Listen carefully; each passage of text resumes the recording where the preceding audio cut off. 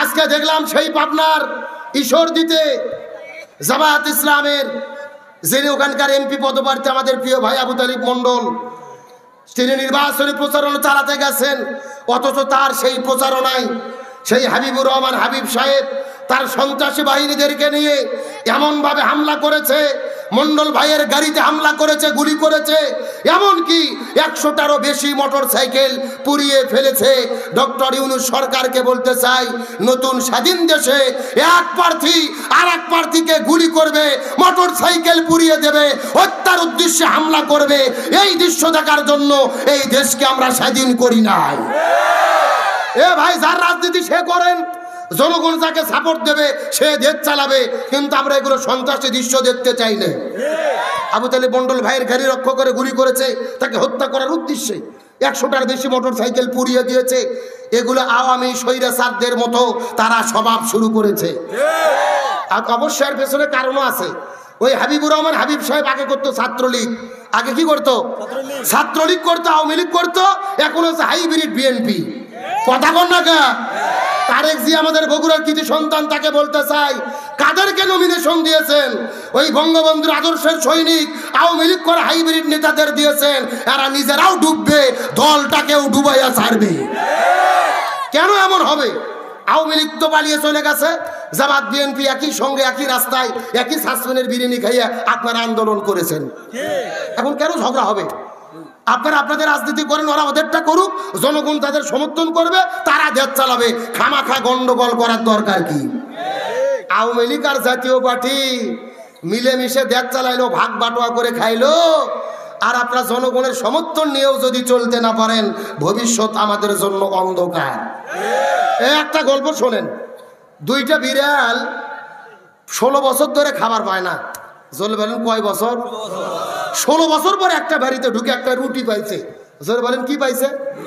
একটা বড় বিড়াল, একটা ছোট বিড়াল। এখন দুইজন চিন্তা করছে, রুটি যেহেতু একটা পাইছি, ভাগ করে খেতে হবে। দুইজনের রুটি নিয়ে রাস্তায় গেছে, গাছের উপরে ছিল একটা বান্দর। বানর চেনেন না?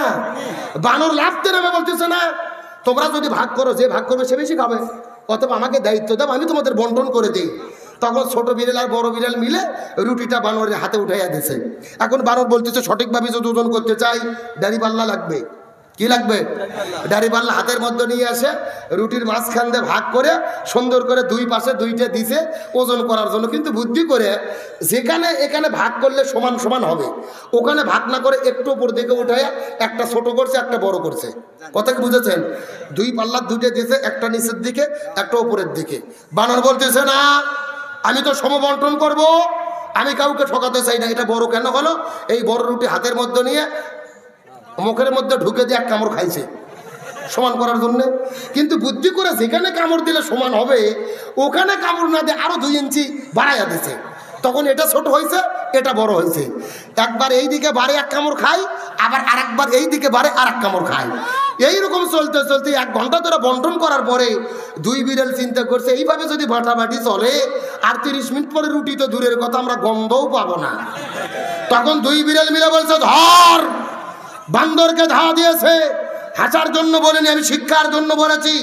স্বৈরাচার হাসিনা পালিয়ে গেছে, বাংলাদেশে জামাত আছে, বিএনপি আছে, এনসিপি আছে, যত দল আছে, আপনারা মীমাংসা হয়ে আপোষের ভিত্তিতে জনগণের রায় নিয়ে দেশ চালাইয়া ভালো করে শান্তি কায়েম করেন।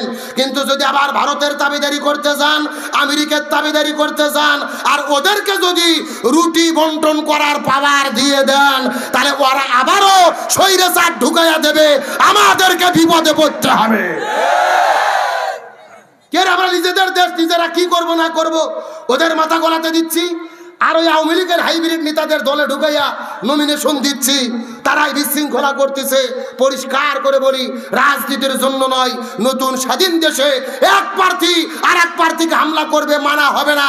হাবিবুর রহমান হাবিব সাহেব প্রার্থীর উপর হামলা করে যে অন্যায় করেছে, একে গ্রেফতার করে শাস্তির আওতায় আনতে হবে। আর আমরা নিজেরা যদি দলাদলি করি, এই সুযোগে কে ঢুকবে? স্বৈরাচার। জোরে বলেন কে ঢুকবে? গত কয়েকদিন আগে তার বিরুদ্ধে ফাঁসি রায় হয়ে গেছে, আপনারা জানেন না? জোরে বলেন জানেন না? ফাঁসির রায় হয়ে গেল। আল্লামা সাঈদীর বিরুদ্ধে রায় হওয়ার পরে 170 জন মানুষ জীবন দিয়ে শহীদ হলো। আর হাসিনা রায় হওয়ার পরে মানুষ জীবন তো দূরের কথা, একটা কুকুরও রাজপথে নামেনি। কথা কন না গা? তারপরে বোঝা যায় স্বাধীনতার পরে সবচেয়ে জনপ্রিয় ব্যক্তি কোরআনের পাখি আল্লামা দেলোয়ার হোসেন সাঈদী। তবে এখন আবার কিছু কিছু সুশীল বের হয়েছে, বলতেছে শেখ হাসিনা তো মহিলা মানুষ, একে ফাঁসি দেওয়া যাবে না, মানবতা বিরোধী অপরাধ। তবে আমি বলতে চাই, হাসিনা মহিলা কথা সত্য, তবে ফিরাউন নমরুদের চাইতেও সে হার বানিয়ে দিয়েছে তাদেরকে। একে শুধু একবার ফাঁসি না, 2000 বার ফাঁসি দিলেও প্রতিশোধ হবে না। ভালো করে বোঝেন, আবু সাঈদকে হত্যা করছে, তার ব্যাপারে একবার ফাঁসি দিলেন, একটা শোধ হলো, বাকি আরো কত? 1999। এখন 2000 বার তো আর বাংলাদেশে ফাঁসি দেওয়া যায় না। এই জন্য দুনিয়ার বিচার হলে একবার ফাঁসি, আর আখিরাতের বিচার আল্লাহ ফাঁসি দিতেই থাকবে, আল্লাহ জাহান্নামে মারতেই থাকবে, আল্লাহ বাটাম ফাটাতেই থাকবে।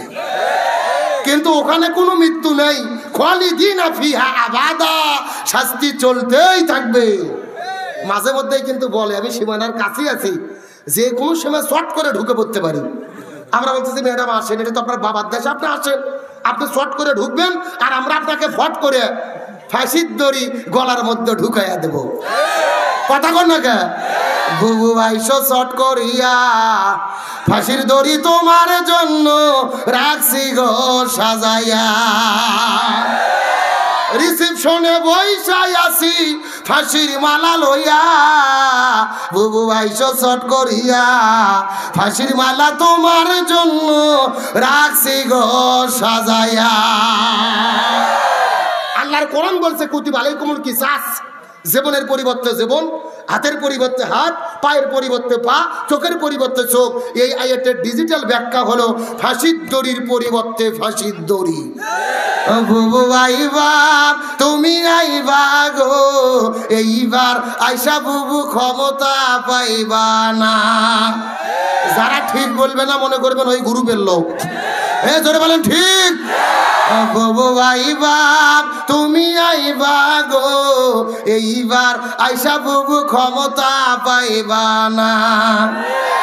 ভজনেই বুবু কাদের কাকার অবস্থা খারাপ, দরবেশ বাবার হারুন আঙ্কেল এখন সামনে আসে না।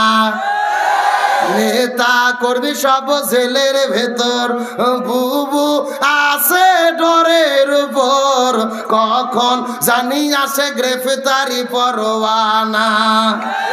বুবু আইবা তুমি আইবা গো, এইবার আইসা বুবু ক্ষমতা পাইবা না। বয়স তোমার 80 বছর, ডাকিছে বুবু তোমায় কবর, দাফন হবে কোথায় সেইটা ভাবলা না। বুবু আইবা তুমি আইবা গো, এইবার আইসা বুবু সিয়ার পাইবা না। কথা বলেন ঠিক কিনা? আলোচনা কি চলবে? কারা কারা চলবে? দুটি হাত আল্লাহকে তুলে দেখান।